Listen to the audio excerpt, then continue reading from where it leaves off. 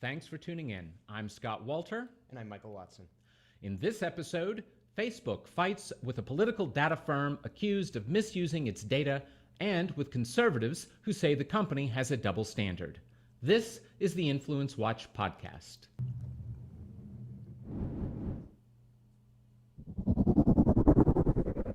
This week, Washington has been fighting over allegations that the Republican-aligned political data firm Cambridge Analytica broke the Facebook terms of service to obtain personal data on roughly 50 million Facebook users without the proper authorizations.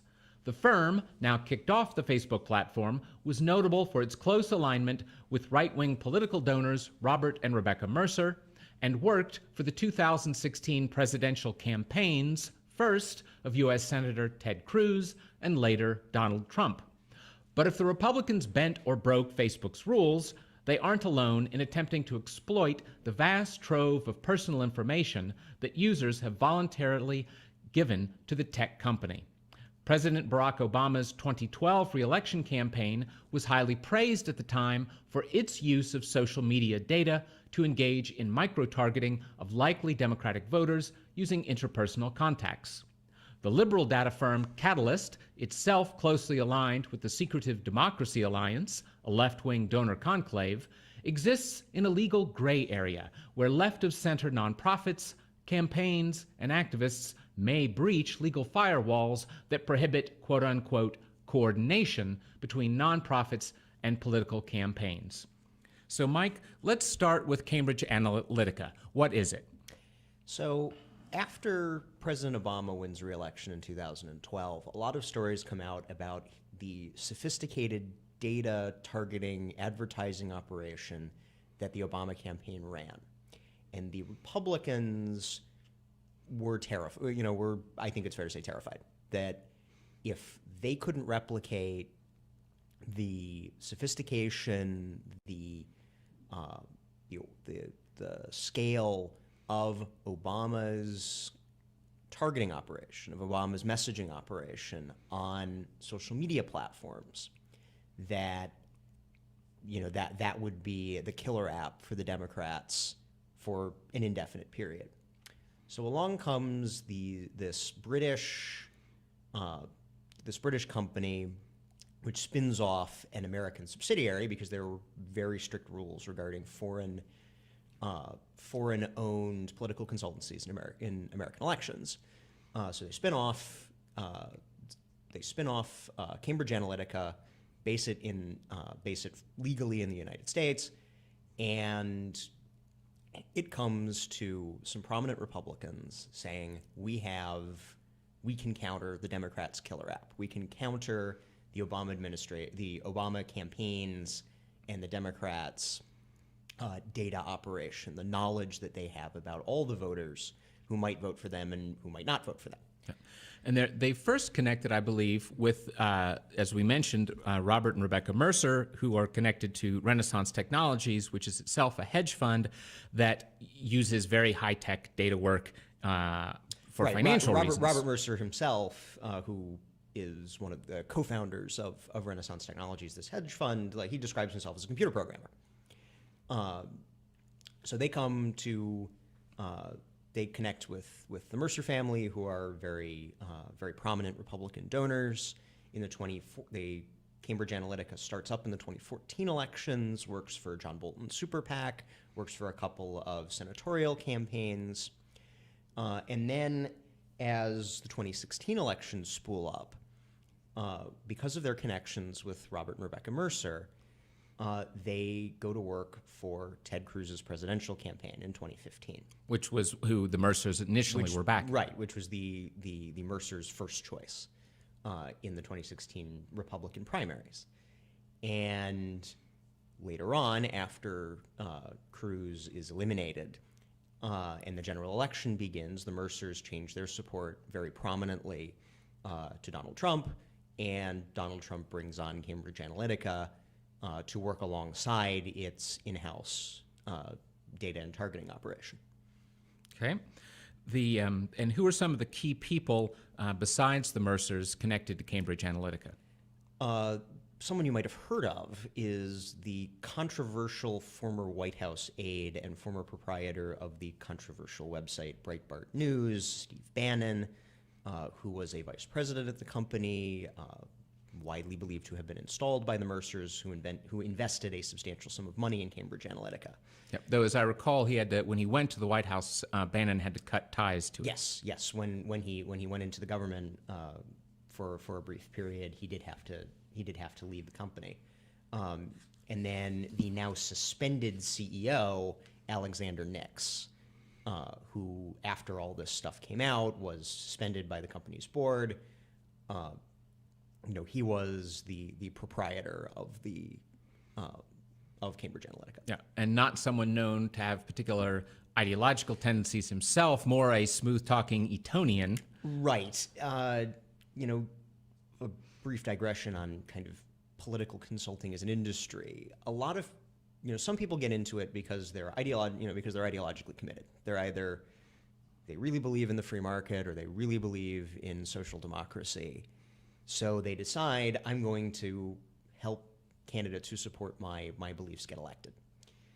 Other people get into it for money. Now, many people who get into it for the first reason, who get into it because they're sincere believers, realize the money is really good. And that then they kind of wander over the line to becoming mercenaries.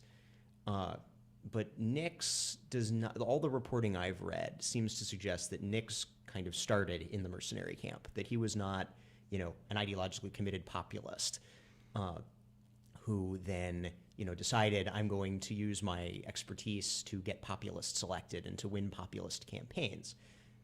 He had started this data firm, apparently like the parent company had some loose association with the British Tories back in the 90s. But Nix himself, is very, as far as I've seen, nowhere described as a committed ideologue. He seems like he was mercenary. Yep. And when this suave Etonian was selling himself and his firm, what was the secret sauce that he was selling? So the buzzword is psychographics, that somehow by determining that, you watch this TV you volunteer to Facebook that you're a fan of this TV show, or that you're a fan of this music artist, that by connecting all that and connecting your social graph, which is everyone that you're friends with, that they could figure out, you have these personality traits, and that these personality traits mean, one, that you have, this likelihood of voting for these candidates, but also that that if I'm going to persuade you, if I'm going to try to persuade you, the example apparently, according to, I think it was Sasha Eisenberg, who went back in 2015, went to Cambridge Analytica's office and did the whole, he was writing for Bloomberg News at the time. I'm not sure where he is now. He's written on political data from kind of the beginning of political data. His most notable work is his book on the 2012 Obama campaign, The Victory Lab. Now out with 2016, which has now been postscript. Now been updated. So Sasha Eisenberg goes to Cambridge Analytica and kind of get their pitch to see how they do what they do. And the example that they gave was that they, in attempting to persuade a person why not to support gun control, they, if you modeled that you were, more communitarian, you would use a message that was more about, defense of the state, and if you had different personality traits, it would be more about, what are you going to do when something goes bump in the night. A lot of people who work in this area will tell reporters and will tell you privately that this isn't the secret sauce that Cambridge Analytica was saying that it was. That it was that the medicine was considerably less efficacious than claimed. Right. Yeah. Well, then, now, most recently, Nix has been in the news because of some selectively edited undercover videos done by BBC Channel 4. Channel 4 is actually not part of the BBC. Oh. It's one of the, it is the two major private not government-owned British media are ITV and Channel 4.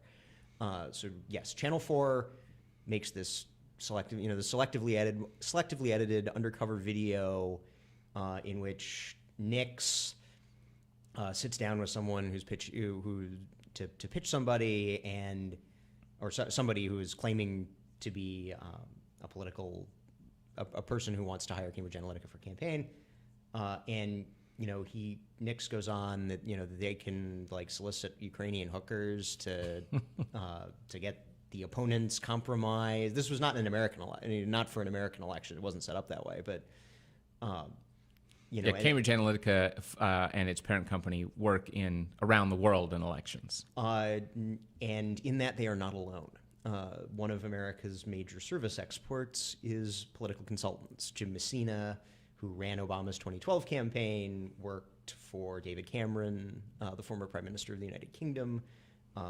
He worked for the Remain campaign in the UK European Union membership referendum. He worked for the Social Democratic Party in Italy on a referendum. And it's not just Jim Messina, but a lot of American political consultancies, when there's not an election going on in America, keep their revenue up by going abroad. So Cambridge Analytica goes abroad and apparently makes this unethical offer to someone purporting to be a working in a foreign election. Now, I personally am skeptical of the findings of any investigation of this type. However, it does suggest kind of a willingness to engage in unethical behavior. Yes, no, that's true. I do think we should be careful to point out the double standard that this kind of investigation is the sort of thing that James O'Keefe and his Project Veritas are known for doing in America, and many of the mainstream media sources who are lapping up the Channel 4 undercover video. Everyone who it's the classic based on which side's egg is in the fryer. Fox News will put the James O'Keefe video on the A block, and CNN will dismiss it as selectively edited nonsense, and then the Alexander Nix video is in the CNN A block, and Fox News dismisses it as selectively edited nonsense. I am skeptical of all of this, but well, and all things said by all political operatives of all stripes, yes, should not be trusted and should be verified. But let's switch now more narrowly to the Cambridge Analytica and the Facebook scandal connection. What is it exactly that Cambridge Analytica is alleged to have done in terms of Facebook data? So my understanding, as of the time of recording this podcast, because again it may change, it may change, is that a former employee who revealed it to the New York Times and the British newspaper The Guardian. The British newspaper The Guardian, for those who aren't aware, is very closely aligned with the Labour Party. You can go to InfluenceWatch.org and find out all about The Guardian and its 501c3 foundation.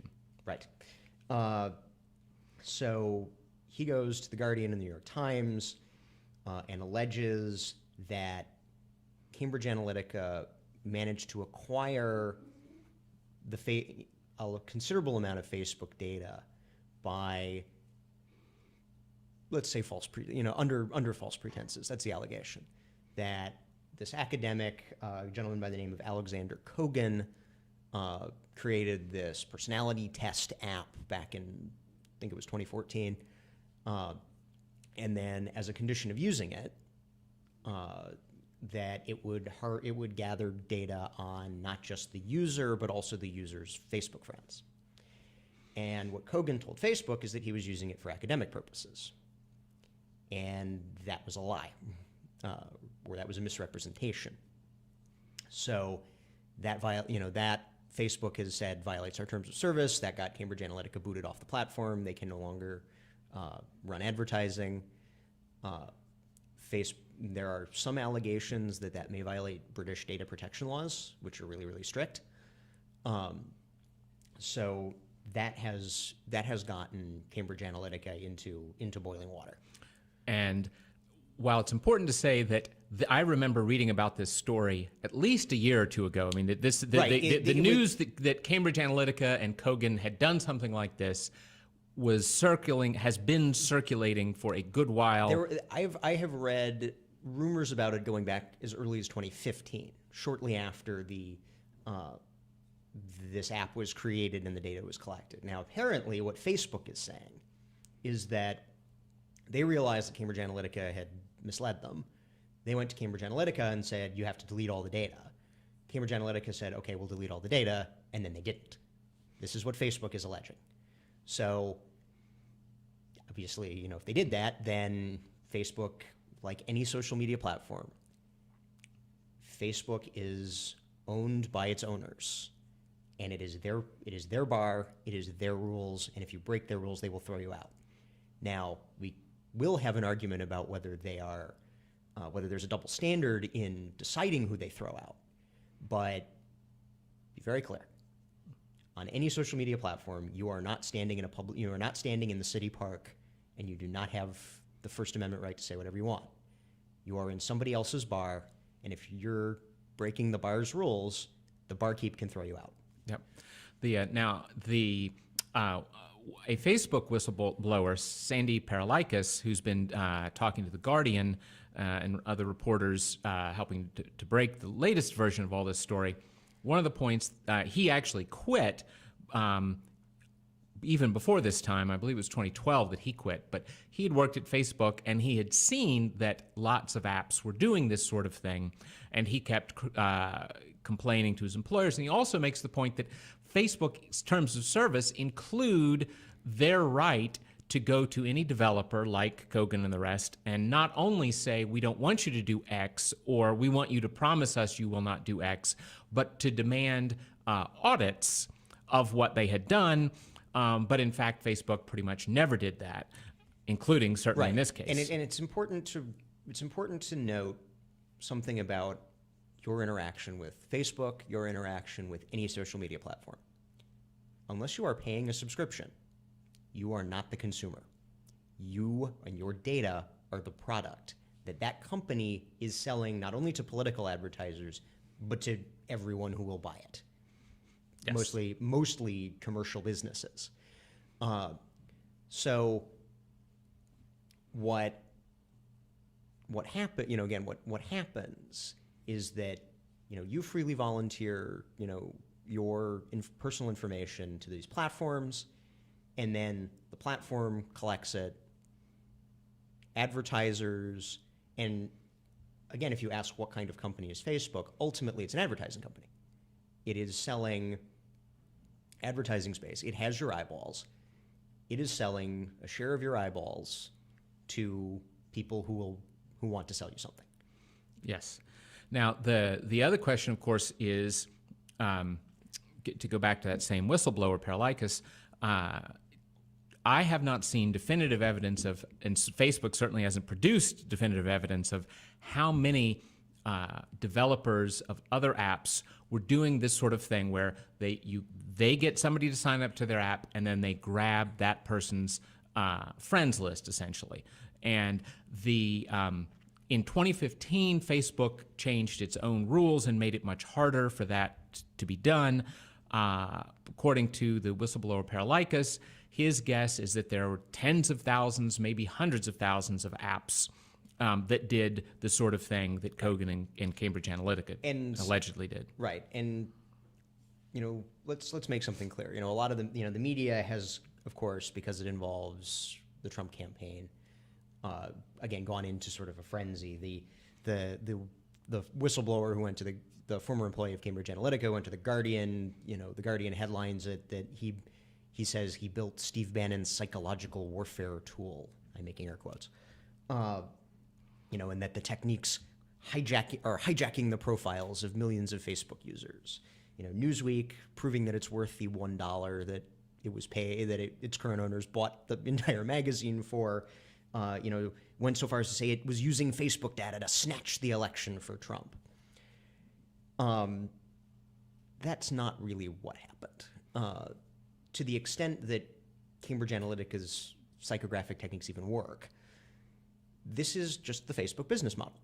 The Facebook business model is to take data freely volunteered by people, to package it nicely for commercial businesses and for political consultancies and for anybody who wants to buy it, and to sell it to them. And you can say that what Kogan did was unethical because he allegedly misled about the purpose he was using it for. That may be a breach of contract, but it's not like when Chinese hackers penetrated the Office of Personnel Management and took all the data on people who work for the federal government. Yeah, millions and millions. Literally millions of people. And when we say the data, we don't mean my friends include Aunt Sally and my old high school girlfriend. We mean your social security number and your entire confidential background check information. Your SF-86. Yes. Which is the form that all security cleared federal employees must disclose all the things they've ever done. Yes, that is more than Aunt Sally, and I like Newman's own spaghetti sauce. Yes. Now, I want to be fair too, because we often criticize the mainstream media, and you were in the middle of quite rightly criticizing the media frenzy on this. One suspects that they might like the idea of finding a new way to claim that the last presidential election was illegitimate. So this brings them a new way to try to do that. But I think we should give a shout out to the New York Times, because actually in their recent reporting, they report with considerable thoroughness and fairness. They pointed out both that it's unlikely that the psychographic psyops warfare that's being spun Steve out in these stories that probably Cambridge Analytica didn't even attempt to use that in its work with Trump. And Cambridge Analytica, shortly after the election, even before this whole thing blew up, said, no, we didn't use our psychographic tools in the American general election. Again, they might be lying. They seem to be rather, if you believe these allegations, they seem to be rather unethical. But there's no evidence has come forward that they did use them. Yeah, when they were saying that back when, as far as anybody knew, using social media to help your candidate was a brilliant thing to do. And they said, no, actually, we didn't really do it. And then the other thing the New York Times has done thorough reporting on is that whatever it was that Cambridge Analytica did in 2016, it probably wasn't very effective. In fact, it looks like other data firms were a little more effective in the way they were working on messaging. Right. And again, you can always question whether, a former client who goes to the media and badmouths you is telling the truth. But if you read the reporting, a lot more of, and even, again, before it blew up and before it became controversial to associate with these people, a lot of people who would be asked by the media, hey, was this helpful? Did this, are they everything they're cracked up to be? A lot of people would say no.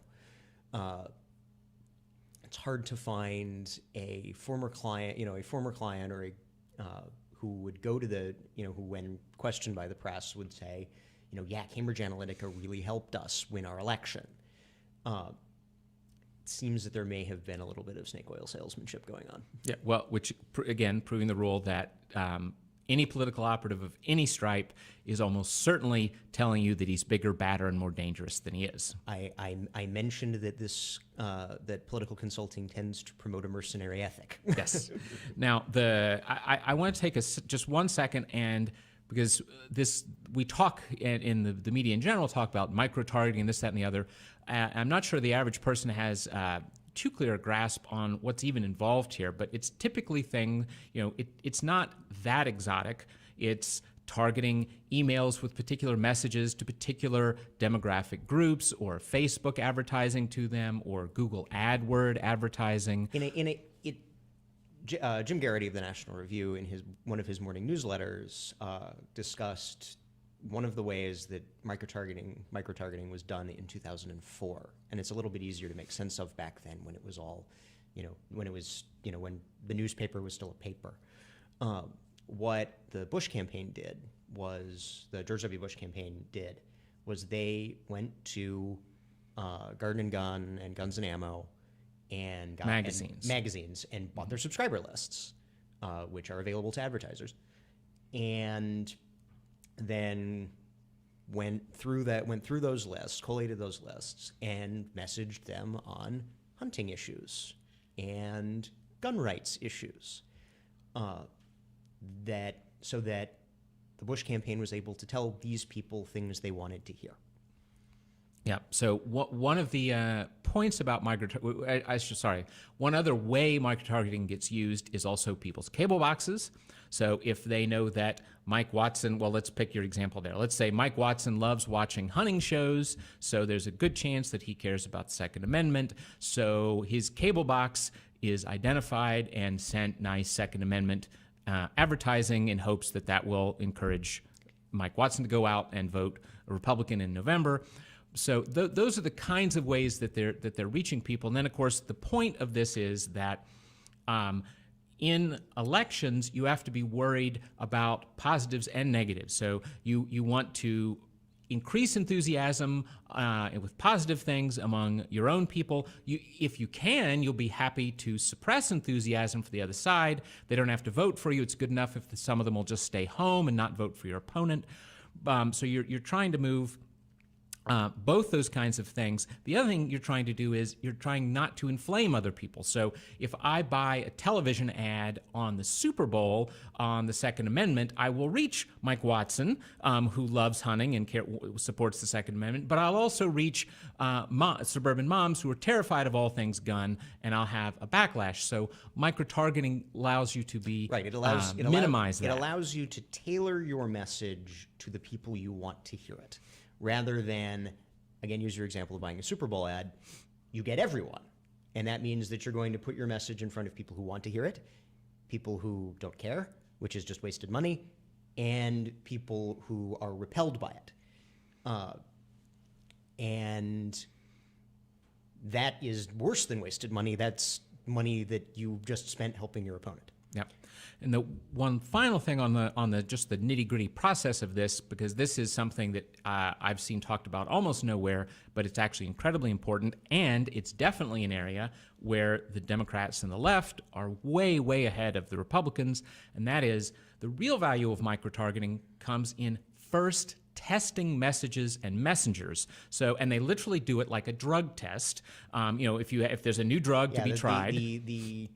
To finish your example, I didn't mean to interrupt. They'll test the drug against a sugar pill, and if once you've done all the statistical methodology and clever science, if the test drug does better than the sugar pill, then you can reasonably conclude that the drug works.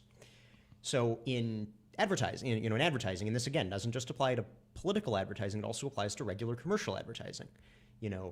If you are in a situation where you can have one group of people get one message, then A test, and one group of people get another message, a B test, and if whatever your metric for engagement is, sign-ups for your email list, buying a product, agreeing to volunteer and canvass for a petition, if you get more responses from the A message in your test than the B message, then you can step back, not use the B message, and take the A message and put it to the broader whole audience that you're trying to reach. Yes, and if our listeners will go back and read the 2012 mainstream media when it was gushing over the Obama campaign, one of the points is that they were constantly doing this.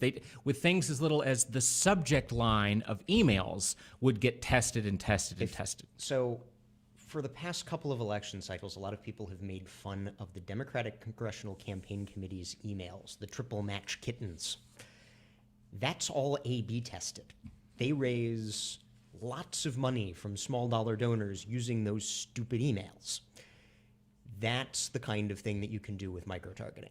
If you're laughing at it, you're just not the target audience, and they don't care what you think. Yep. I should add that if you go back in capitalresearch.org and search for the Analyst Institute, you'll discover there's an entire left-wing think tank that is devoted precisely to all this science of manipulation. because among other things, the left has trouble that a lot of its the voters it wants to get at are often not registered or often not easily persuaded to get to the polls and the rest, and they have these shaming messages that they send them, like, most people in your neighborhood are registered to vote and you're not, and things like that to be nudging them along. But we've talked about how Kogan and Cambridge Analytica did its work with its Facebook things. Let's talk a little more about what that in the 2016 election. Let's give a little more detail on what the Obama campaign was doing along these lines in 2012. So the rules in 2012, the Facebook rules, the rules of Facebook, the rules of the bar, were different. It's now much harder to get the data of the friends of an app user. But back in 2012, the Obama campaign used its Are You In app to get not only information on friends, but they could then use all of the the clever Facebook data to figure out which friends needed to be persuaded. Including which friends were in critical battleground states. Well, obviously, those are the ones you would be most interested in persuading because the Obama campaign actually knew how the Electoral College worked. But let's say that you have a friend who's really enthusiastic about Obama, signs up for the Obama campaign app back in 2011 when the president formally announces for re-election, and then so they get the friends, and then they get all the data, and then 10 months later, it's September of 2012, the general election is kicked off, and they're looking. You have this friend in Florida who probably is going to vote for Obama. His page likes all look pretty Democratic. He fits the profile of a Democratic voter.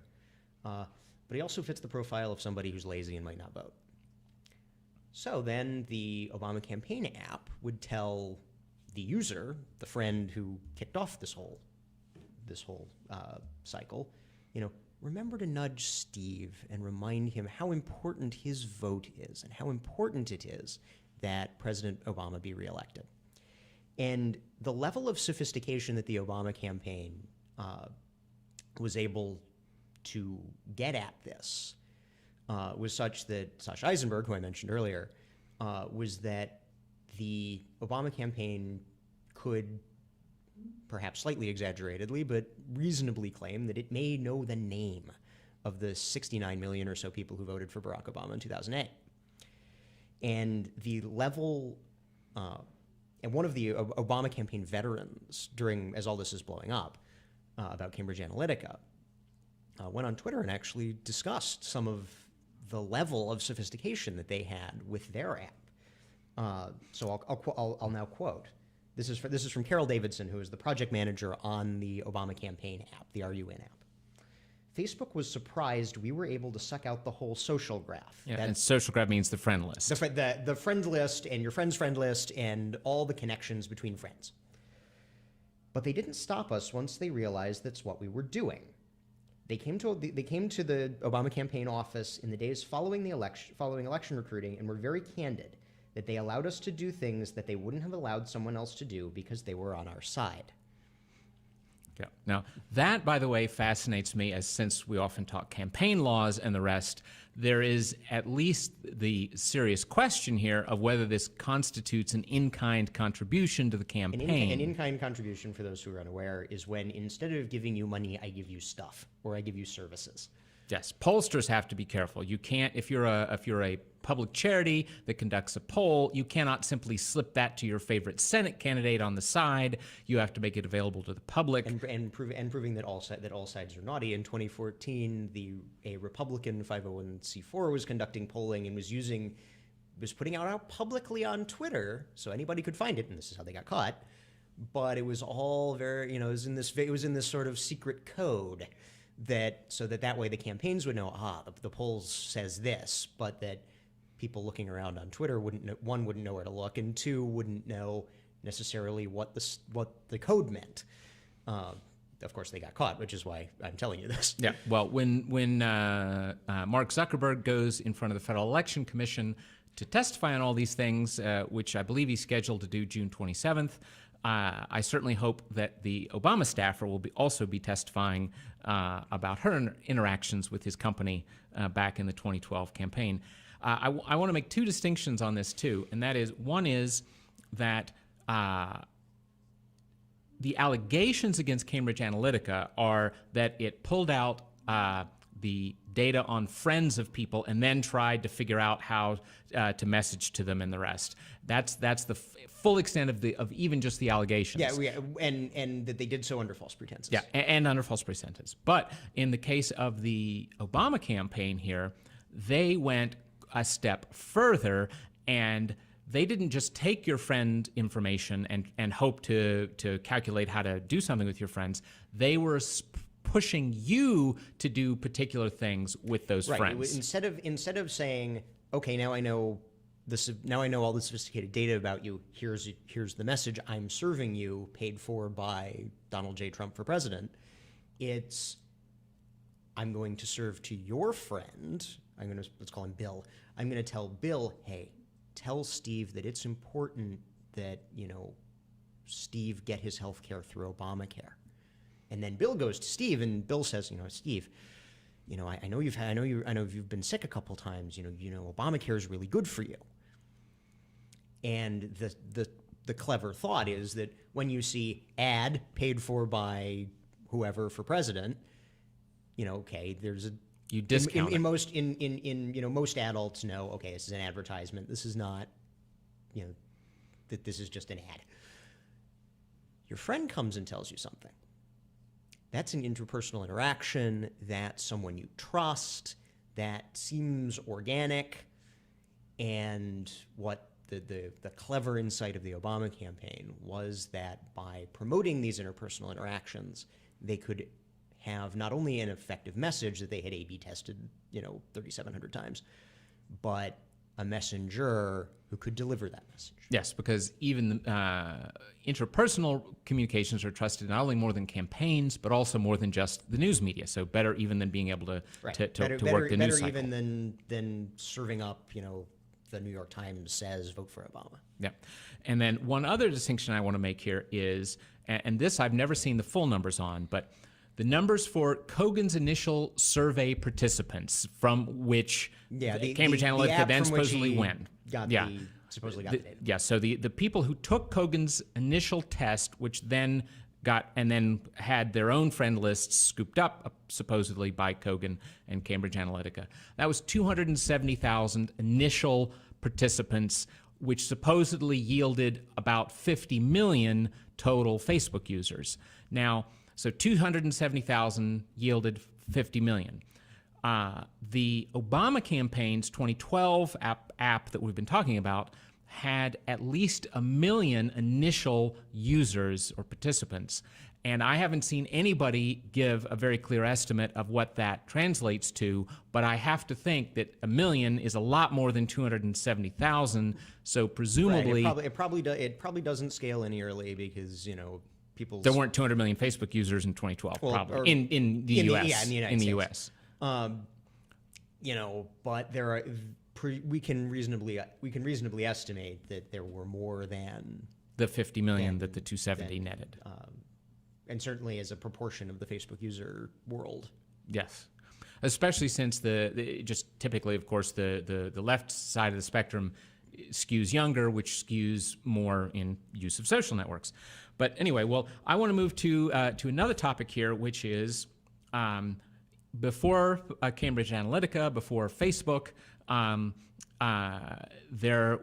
at least before politicized Facebook, there was another important data firm operating in the political sphere for the left. You're speaking in the past tense. Don't speak in the past tense. They're still around. I saw their office when I used to work on a different floor of their building, and that is Catalyst LLC. Catalyst with spelled CATALIST. And again, you can go to InfluenceWatch.org and read all about it, including a select list of some of their clients. Yeah. Catalyst was. It was created by the Democracy Alliance, the then sort of forming Democracy Alliance. So this is George Soros, Rob McKay, Peter Lewis of Progressive Peter Insurance. Lewis, the late former chairman of Progressive Insurance.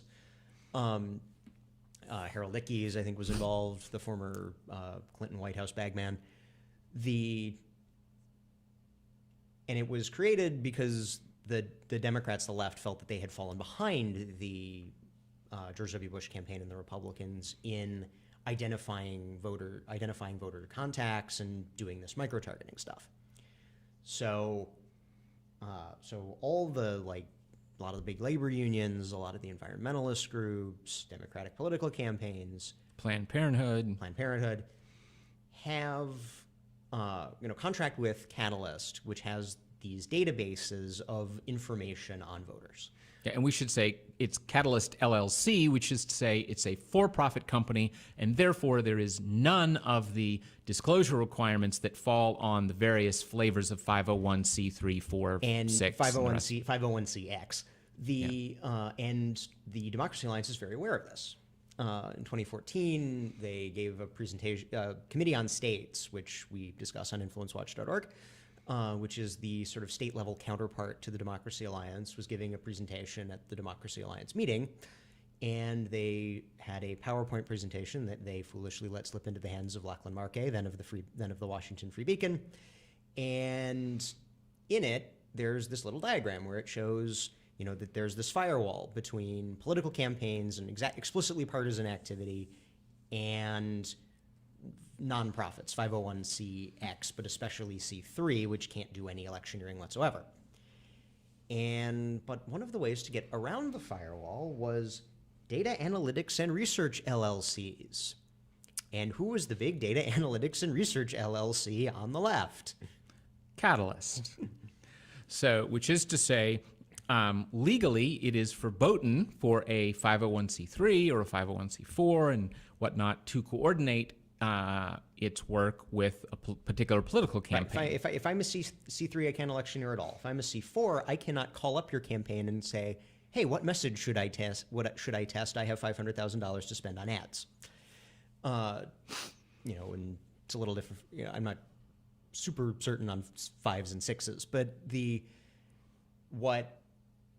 having a data analytics and research LLC lets you do is, the campaign hires Catalyst, and then I, the outside group, hire Catalyst, and we're all using the same information because our consultants are using the same information.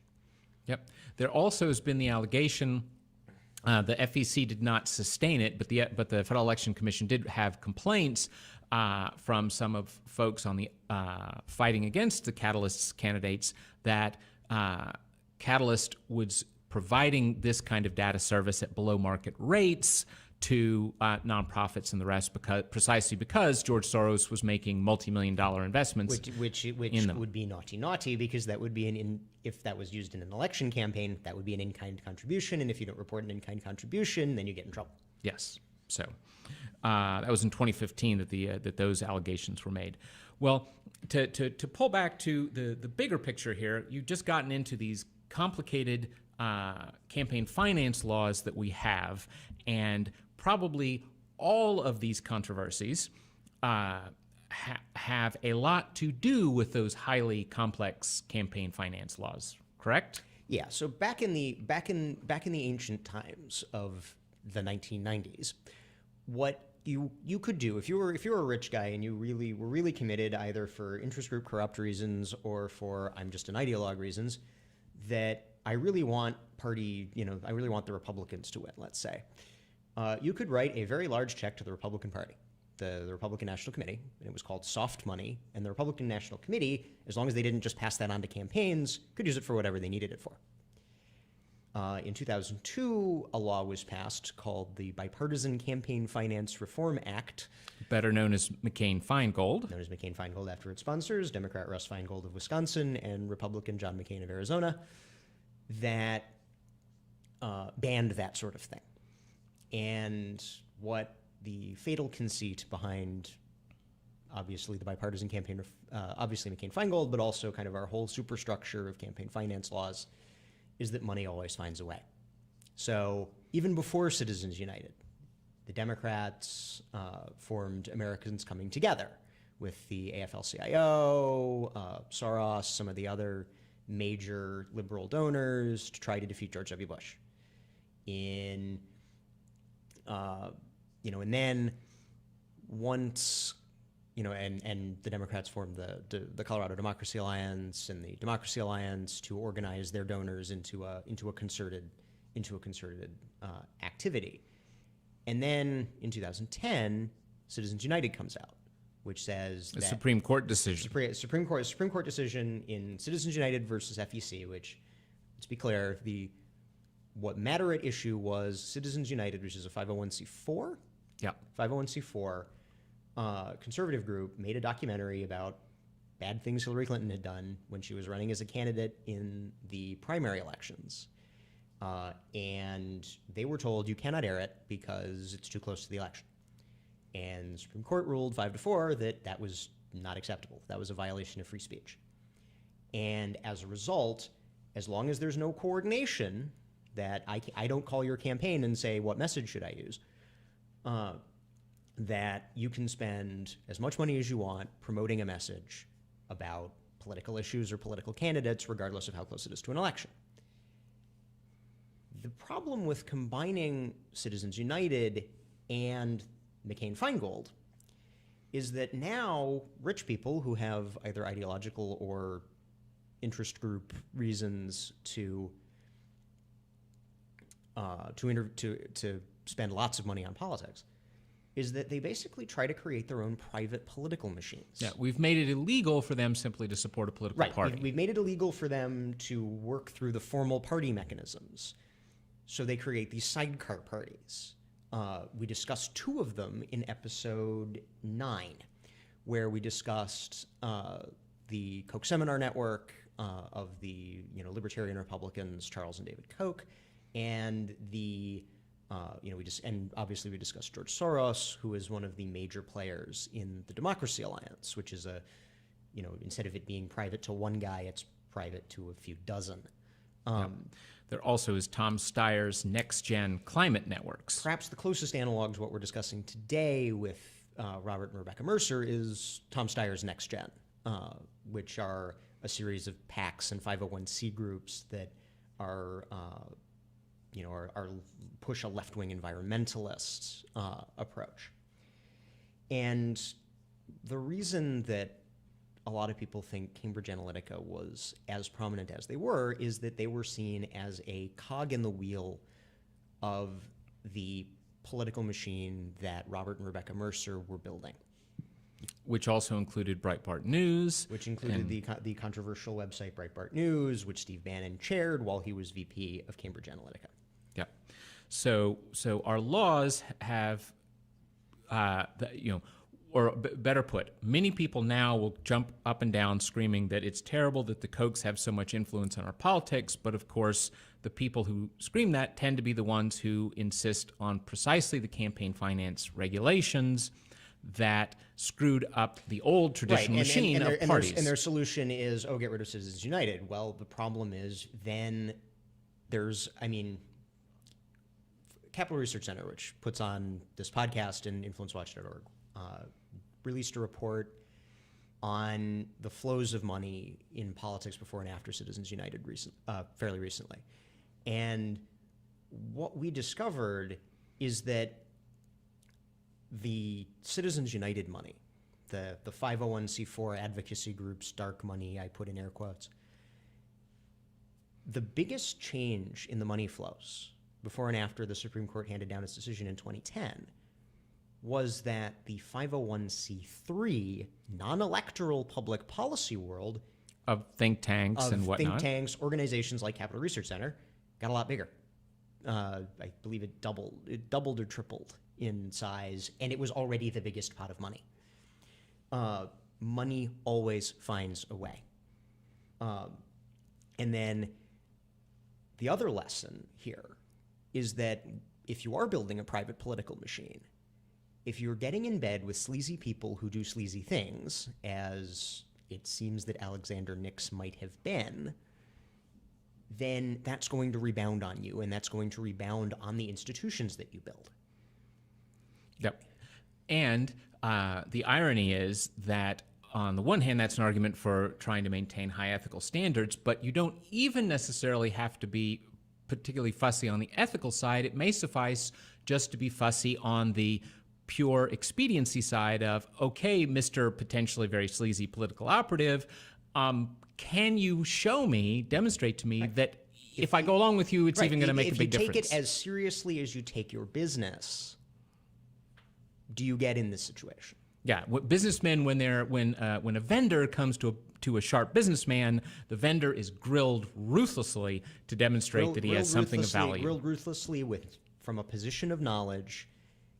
Now, when that businessman then goes and plays in politics, does he have the same knowledge? Does he have somebody that he can trust who can grill the political vendor? Because there are a lot of snake oil salesmen in this town. Yep.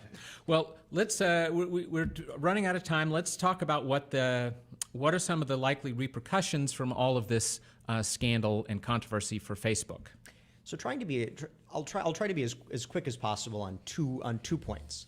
One is that, and in fact, in his discussions, I think it was on CNN last night. We are recording this Thursday. Thursday the 22nd, so it would have been on Wednesday the 21st. Mark Zuckerberg, the proprietor of Facebook, went on CNN and got grilled by the CNN people, and he said that he's not sure that they shouldn't be regulated, that there should be some sort of government intervention. That the danger is that government regulation looks like something like the EU's General Data Protection Regulation, which puts very, very strict conditions on even something as simple as signing up for an email list. I had it described to me as, if I give you my business card with my email address on it, that you cannot put me on your email list unless I have express written authorization on the business card. Even if I told you, yeah, please, here's my business card, sign me up, that unless I put it in writing... Yeah. This is a commentary on the hideous regulatory state of Europe. But in many ways, but that's kind of the potential destructive regulatory outcome. The other possibility, and one that may provoke the regulatory possibility, is that the Silicon Valley decides to become more partisan, and that they decide that no, we have to apply our rules differently for what we see as the good guy center left, and against the bad guy populist right. There are a couple of good discussions on this were I want to say Tuesday at National Review Online. So on the 19th, Michael Brendan Dougherty wrote basically saying that this is the kicking Cambridge Analytica off the platform by Facebook is proof that the same tools that are available to lefties like President Obama are not going to be available to populists and conservatives like Donald Trump. The other question, and the Hoover Institution's historian Neil Ferguson wrote back in October a fairly long piece in the British Spectator, in which he outlined that the kind of the struggle between the generally center-left, generally internationalist in outlook Silicon Valley, and the generally right-of-center, generally nationalist in outlook Trump administration is going to be kind of one of the titanic battles of our time. How long are these liberal internationalist